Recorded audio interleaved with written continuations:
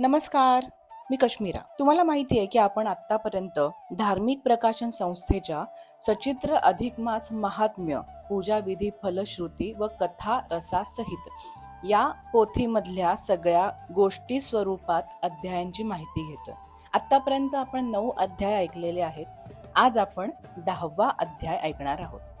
तर आधीच्या अध्यायाप्रमाणे राजाने वाल्मिकी ऋषींना विचारलेलं होतं की अधिक महिन्याबद्दलची आणखीन माहिती सांगा, व्रतवैकल्य कुठली, कशा पद्धतीने करायचं. आणि वाल्मिकी ऋषी असं म्हणतात की हाच प्रश्न लक्ष्मी मातेने श्रीहरींना विचारलेला होता. तेव्हा त्यांनी जे उत्तर दिलं ते मी तुला आज सांगतो, असं म्हणून त्यांनी पुढे गोष्ट सांगायला सुरुवात केलेली आहे. मग आता श्रीहरी लक्ष्मीला अधिक मासाबद्दल आणखीन माहिती देत आहेत.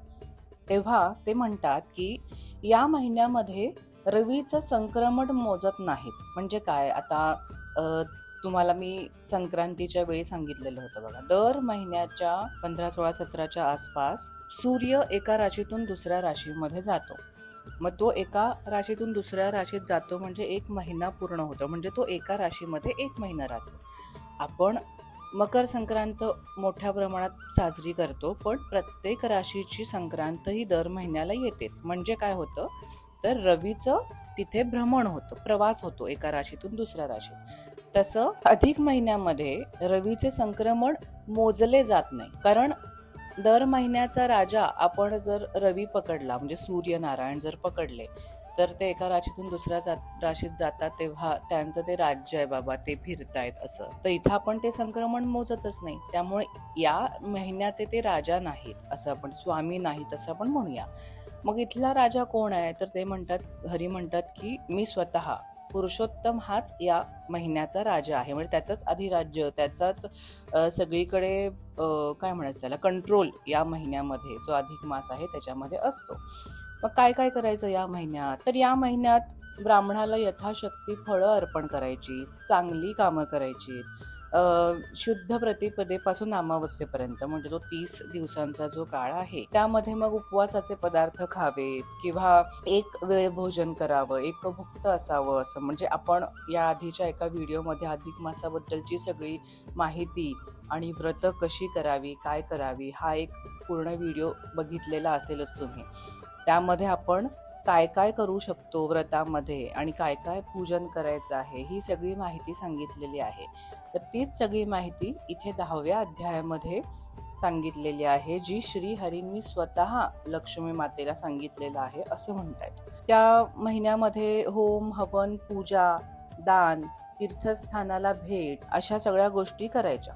पण बऱ्याचदा असं होतं की कुणाची आर्थिक परिस्थिती नसते हे सगळं करण्याची, कुणाची शारीरिक परिस्थिती नसते असं सगळं करण्याची. आता माझंच उदाहरण द्यायचं झालं तर सध्या शारीरिकरित्या मी तेवढी सबळ नाही आहे की मी या गोष्टी कितपत करू शकेन किंवा तीर्थस्थानाला जावं, हवन पूजा करण्यासाठी मला खाली बसता येत नाहीये, कारण माझ्या पायाचं ऑपरेशन झालंय. तर मी आर्थिकदृष्ट्या जरी सबळ आत्ता असले तरी शारीरिकदृष्ट्या मला ती गोष्ट करता येत नाहीये. पण तरीही तुम्ही पाहिलं असेल 2-3 दिवसांपूर्वी, म्हणजे गुरुपुष्यामृत होतं, गुरुवारी तो व्हिडिओ टाकलेला होता की ब्राह्मण कपल आमच्याकडे जेवायला आणि पूजा. मला उभं राहून तिथे थांबून करता येत नव्हतं, पण ते करून घेतलं मावशीकडून, माझ्या ताईकडून. तर असं आपण करू शकतो. मग समजा आर्थिक सुद्धा बऱ्याचदा असं होतं की तेवढे आपल्याकडे आर्थिकदृष्ट्या, म्हणजे पैसे खर्च करण्याची सध्या तेवढी ताकद नाही आहे, तर आपण मनापासून त्यांचं निदान पूजन करावं. मंदिरात जाऊन येण्यासाठी नुसते काही पैसे फार लागत नाहीत आपल्याला. चांगल्या माणसांच्या संगतीत राहायचं, मग गाईला एखादा थोडा चारा द्यायचा.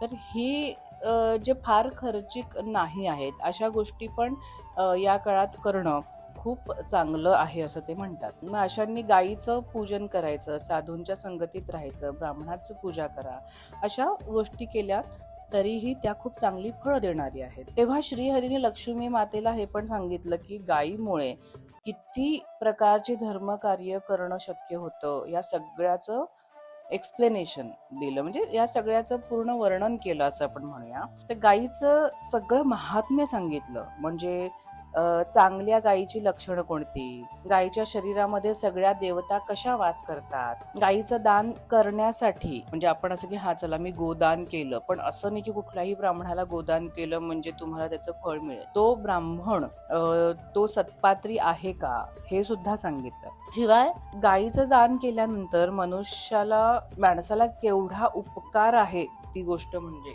हे सुद्धा सांगितलेलं आहे. आणि त्यामध्ये कुलक्षणी गायीचं वर्णन सुद्धा सांगितलं. म्हणजे चांगल्या गायी कशा तर वाईट गायी कशा, असं गाय वाईट असं म्हणता येणार नाही, पण कुठल्या प्रकारच्या गायी आपल्याकडे असल्या तर त्याचा आपल्याला तितकासा फायदा होणार नाही, अशा गायीला कुलक्षणी असं म्हणू शकतात. तर आता सुलक्षणी गायी म्हणजे काय, तर अगदी छान तरुण असलेल्या, भरपूर दूध देणाऱ्या, निरोगी, 4 आचळे असणाऱ्या, शुभवर्णाच्या म्हणजे पांढऱ्या अशा, शक्यतो कुठलेही फार डाग वगैरे नसलेले असं. आणि सगळ्यात मुख्य म्हणजे न्यायाने मिळवलेलं, कुणाला तरी कुठून तरी पळवून आणली आहे, फसवणूक करून आणली आहे, पैसे न देता आणली आहे, अशा वगैरे गायी आणलेल्या नसाव्यात.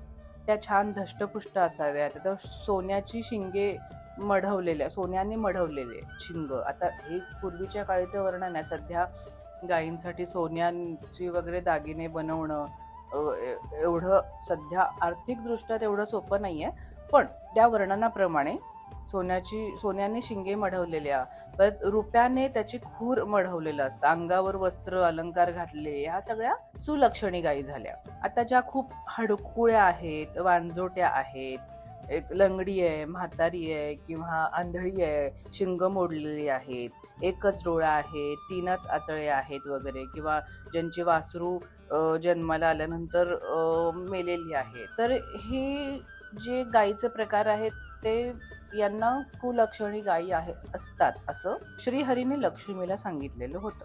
मग अशी लक्षणे सांगितल्यानंतर त्यांनी सत्पात्र ब्राह्मणांची सुद्धा काही लक्षणं सांगितलेली होती. आता ही माहिती जी आहे ती अधिक मासाबद्दल सगळी व्रतवैकल्य आणि गायीबद्दल आपण जर काही पूजन किंवा व्रत करणार असू तर त्याबद्दलची माहिती असावी म्हणून हे केलेलं आहे. आणि हे मी तुम्हाला म्हणाले तसं की व्रतवैकल्यांची सगळी माहिती आपली त्या व्हिडिओमध्ये आहेच. तर इतकीच माहिती 10व्या अध्यायात आपल्याला दिलेली आहे. आता इथून पुढे आणखीन श्रीहरी लक्ष्मी मातेला काही माहिती देतायत का, किंवा राजा वाल्मिकी ऋषींना काही प्रश्न विचारतोय का, आणखीन अधिक महिन्यामध्ये काय काय केल्याने काय काय आपल्याला त्याचे लाभ किंवा फळं मिळतात, हे आपण पुढच्या अध्यायांमध्ये जाणून घेणार आहोतच. पण त्यासाठी आधी आपलं चॅनल लाईक, शेअर आणि सबस्क्राईब करायला विसरू नका. लवकरच भेटू 11व्या अध्यायाबरोबर. धन्यवाद.